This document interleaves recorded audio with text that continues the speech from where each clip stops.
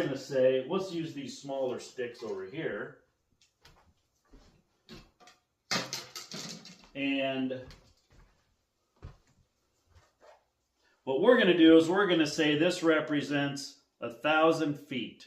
Each one of these sticks. So in other words, this is a total of 2,000 feet. So if I've got my CRJ here, this is 1,000 feet. You have the Blackhawk in the middle, right? Yeah. So each one of these represents 1,000 feet. So if you're coming towards me, walk towards me, we can never have those touch. Right. That means the closest they would ever get would be 2,000 feet.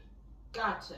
Right? No matter what. Right. Okay? Not 75 feet. Right. Why would we want to have a best practice of 2,000 feet? Is in case these ever did overlap, we'd have a record of it. Right. Oh, they got within 1,500 feet. That's why when I read that there were these 15,000 some odd close calls, that doesn't mean that is bad. Now, if we had like 50, that would mean, oh, we're fixing it when they got within let's say 1,800 feet in this example, not running into each other. I hope that makes sense. And that's the best practice that we're going to change and that we were taught to think about as controllers. I can just do that. And so I'll do an example of that in a scenario here. But a couple things I want to point out, and honey, you can help me with this.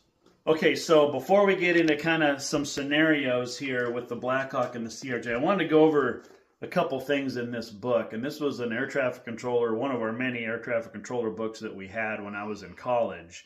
And this was about how to go through the testing and some of the key things and aspects of being a controller. And so I thought I'd read a few things to you here that you might find interesting. So working conditions. Each controller is responsible at separate times for giving instructions to aircraft. These individual duties are rotated among the staff about every 2 hours at busy locations. Now, one thing we have heard is that controllers are overworked right now.